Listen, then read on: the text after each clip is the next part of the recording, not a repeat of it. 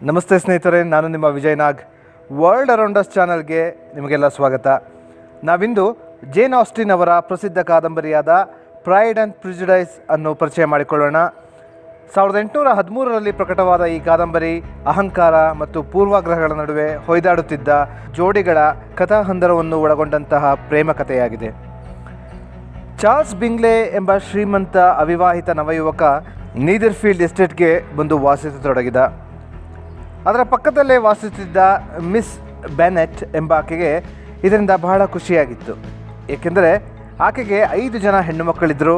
ಅವರಲ್ಲಿ ಒಬ್ಬರ ಮದುವೆಯಾದರೂ ಈ ಶ್ರೀಮಂತನೊಡನೆ ಆಗಿದ್ದರೆ ತಮ್ಮ ಸೋಷಿಯಲ್ ಸ್ಟೇಟಸ್ ಎತ್ತರವಾಗುವ ಹಂಬಲ ಆಕೆಯದ್ದಾಗಿತ್ತು. ತನ್ನ 5 ಮಕ್ಕಳಲ್ಲಿ ಯಾರಾದರೂ ಒಬ್ಬರನ್ನು ಚಾರ್ಲ್ಸ್ ಬಿಂಗ್ಲೆ ಜೊತೆ ಮದುವೆ ಮಾಡಿಸಿಯೇ ತೀರುವೆ ಎಂದು ನಿರ್ಧರಿಸಿದ್ದಳು. ಒಂದು ದಿನ ನಗರದ ಬಾಲ್ ನೃತ್ಯದಲ್ಲಿ ಚಾರ್ಲ್ಸ್ ಬಿಂಗ್ಲೆಯನ್ನು ಆ 5 ಹುಡುಗಿಯರು ಭೇಟಿ ಮಾಡ್ತಾರೆ. ಅವನ ವ್ಯಕ್ತಿತ್ವಕ್ಕೆ 5 ಜನರು ಸಹ ಮಾರು ಹೋಗುತ್ತಾರೆ. ಆದರೆ ಚಾರ್ಲ್ಸ್ನ ಗೆಳೆಯನಾಗಿದ್ದ ಫಿಟ್ಸ್ ವಿಲಿಯಂ ಡಾರ್ಸಿ ಎಂಬ ಆಗರ್ಭ ಶ್ರೀಮಂತ ಅವರಿಗೆ ಸರಿ ಕಾಣಲಿಲ್ಲ. ಆತ ತನಗಿದ್ದ ಸಾಮಾಜಿಕ ಅಂತಸ್ತಿನಿಂದಾಗಿ ಬಹಳ ಗರ್ವ ಪಡುತ್ತಿದ್ದ. ಬಾಲ್ ಡ್ಯಾನ್ಸ್ನ ಸಮಯದಲ್ಲಿ 5 ಹುಡುಗಿಯರಲ್ಲಿ ಅತ್ಯಂತ ಸುಂದರವಾಗಿದ್ದ ಎಲಿಜಬೆತ್ನೊಡನೆ ತಾನು ನೃತ್ಯ ಮಾಡುವುದಿಲ್ಲವೆಂದು ಡಾರ್ಸಿ ತನ್ನ ಗೆಳೆಯನಿಗೆ ಹೇಳಿದ್ದನ್ನು ಎಲಿಜಬೆತ್ ಕೇಳಿಸಿಕೊಳ್ತಾಳೆ. ಅವಳಿಗೆ ಇದರಿಂದ ಬಹಳ ನೋವಾಗುತ್ತೆ. ಇದೇ ಸಂದರ್ಭದಲ್ಲಿ ಮಿಸ್ ಬ್ಯಾನೆಟ್ನ ಮತ್ತೋರ್ವ ಮಗಳಾದ ಜೇನ್ ಹಾಗೂ ಚಾರ್ಲ್ಸ್ ಬಿಂಗ್ಲೆಯ ನಡುವೆ ಸ್ನೇಹ ಬೆಳೆದು ಇಬ್ಬರು ಒಬ್ಬರಿಗೊಬ್ಬರು ಆಕರ್ಷಿತಗೊಳ್ಳುತ್ತಾರೆ. ಆದರೆ ಇವರಿಬ್ಬರ ಗೆಳೆತನ ಚಾರ್ಲ್ಸ್ ಬಿಂಗ್ಲೆಯ ಸಹೋದರಿಯರಿಗೆ ಸರಿ ಕಾಣಲಿಲ್ಲ.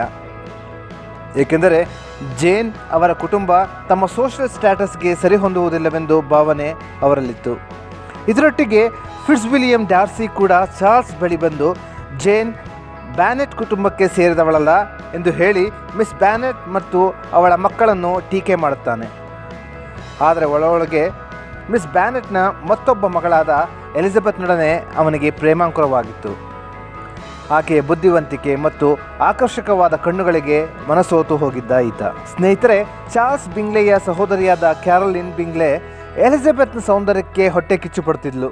ಆಕೆ ಫಿಟ್ಸ್ ವಿಲಿಯಂ ಡಾರ್ಸಿ ಬಳಿ ಬಂದು ಎಲಿಜಬೆತ್ ಬಗ್ಗೆ ಚಾಡಿ ಹೇಳ್ತಾಳೆ. ಆದರೆ ಡಾರ್ಸಿ ಮಾತ್ರ ಎಲಿಜಬೆತ್ತನ್ನು ಇನ್ನೂ ಹೆಚ್ಚು ಪ್ರೀತಿಸತೊಡಗಿದ. ಆದರೆ ದುರಾದೃಷ್ಟವಶಾತ್ ಎಲಿಜಬೆತ್ ಮಾತ್ರ ಅವನನ್ನು ಇಷ್ಟಪಡುತ್ತಿರಲಿಲ್ಲ. ಅವನೊಬ್ಬ ದುರಹಂಕಾರಿ ಎಂದೇ ಆಕೆ ಯೋಚಿಸುತ್ತಿದ್ದಳು. ಏಕೆಂದರೆ ಅವನು ಆಕೆಯೊಂದಿಗೆ ಡ್ಯಾನ್ಸ್ ಮಾಡುವುದಿಲ್ಲ ಎಂದು ಹೇಳಿಬಿಟ್ಟಿದ್ದ.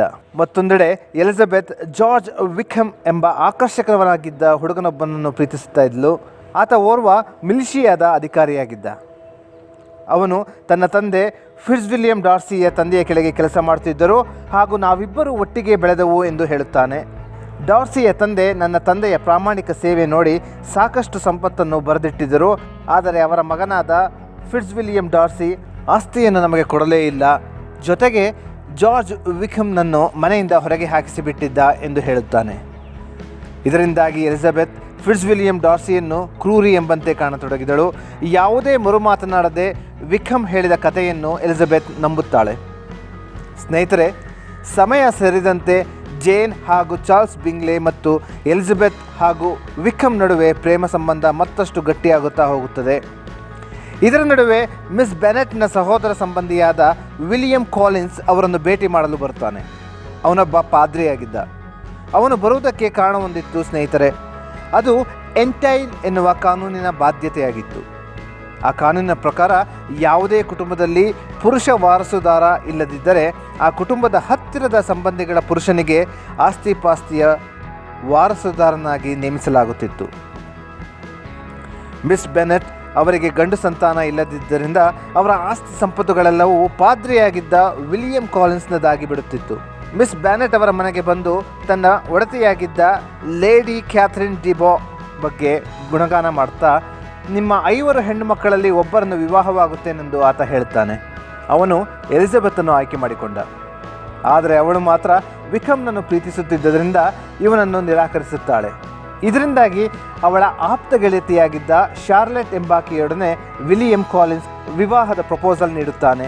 ಆಕೆಯಂತೂ ಪ್ರೀತಿಗಿಂತ ಹೆಚ್ಚಾಗಿ ಆರ್ಥಿಕವಾಗಿ ತಾನು ಸಮಾಜದಲ್ಲಿ ಸದೃಢವಾಗಿರಬೇಕೆಂದು ಬಯಸುತ್ತಿದ್ದಳು. ಹೀಗಾಗಿ ಅವರಿಬ್ಬರ ವಿವಾಹವು ನಡೆದು ಹೋಗ್ತದೆ.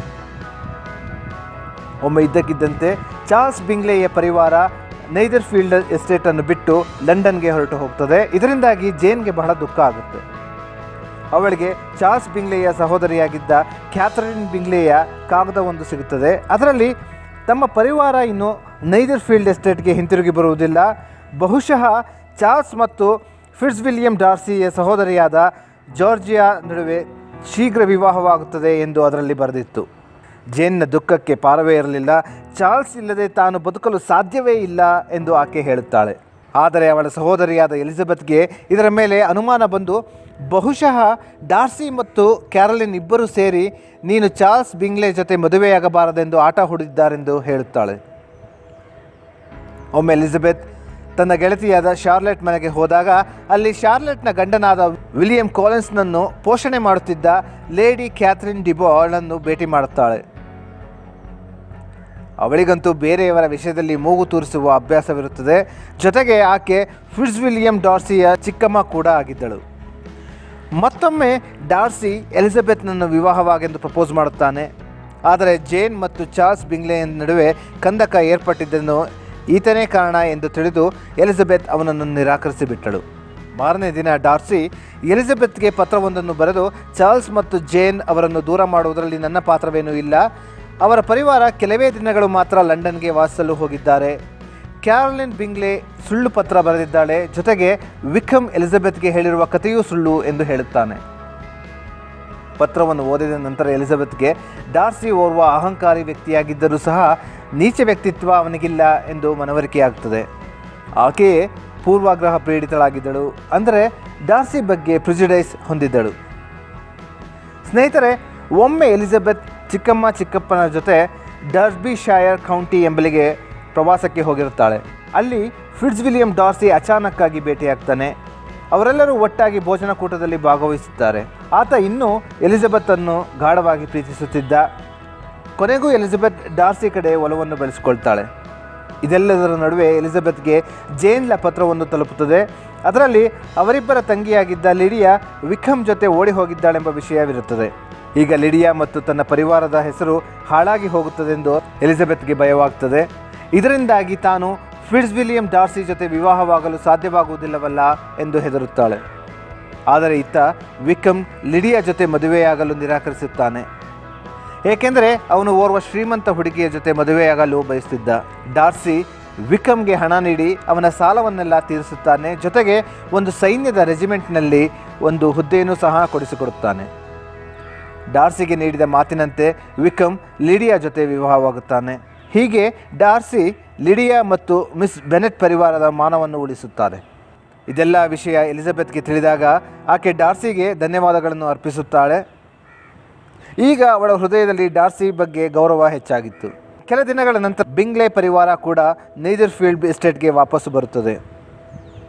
ನಂತರ ಚಾರ್ಲ್ಸ್ ಬಿಂಗ್ಲೆ ಹಾಗೂ ಜೇನ್ ಇಬ್ಬರ ವಿವಾಹ ನಿಶ್ಚಯವಾಗುತ್ತದೆ. ಮಿಸ್ ಬೆನೆಟ್ನ ಸಂತೋಷಕ್ಕೆ ಮಿತಿಯೇ ಇರಲಿಲ್ಲ.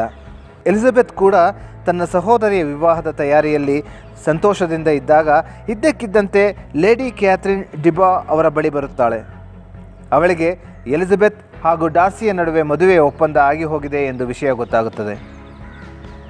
ಆಕೆ ನೇರವಾಗಿ ಎಲಿಜಬೆತ್ ಬಳಿ ಬಂದು, ನೀನು ಈ ಒಪ್ಪಂದ ಮುರಿದು ಹಾಕು, ನೀನು ನಮ್ಮ ಕುಟುಂಬಕ್ಕೆ ತಕ್ಕವಳಲ್ಲ ಎಂದು ಒತ್ತಾಯ ಮಾಡುತ್ತಾಳೆ. ಇದಕ್ಕೆ ಎಲಿಜಬೆತ್ ಒಪ್ಪದಿದ್ದಾಗ ಲೇಡಿ ಕ್ಯಾಥರಿನ್ ಫಿಟ್ಜ್ವಿಲಿಯಂ ಡಾರ್ಸಿ ಬಳಿ ಬಂದು ಕೋಪದಿಂದ ನಡೆದ ವಿಷಯವನ್ನೆಲ್ಲ ಹೇಳುತ್ತಾಳೆ. ಇದನ್ನು ಕೇಳಿದ ಡಾರ್ಸಿಗೆ ಎಲಿಜಬೆತ್ ಕಡೆಗೆ ಮತ್ತಷ್ಟು ಪ್ರೀತಿ ಹೆಚ್ಚುತ್ತದೆ. ತನ್ನಡೆಗಿದ್ದ ಅವಳ ಕೋಪವೆಲ್ಲ ತಣ್ಣಗಾಗಿ ಹೋಗಿದೆ ಎಂದು ಅವನಿಗೆ ಗೊತ್ತಾಗುತ್ತದೆ. ನೇರವಾಗಿ ಅವನು ಎಲಿಜಬೆತ್ ಬಳಿ ಬಂದು ತನ್ನನ್ನು ವಿವಾಹವಾಗೆಂದು ಬೇಡಿಕೆ ಇಡುತ್ತಾನೆ.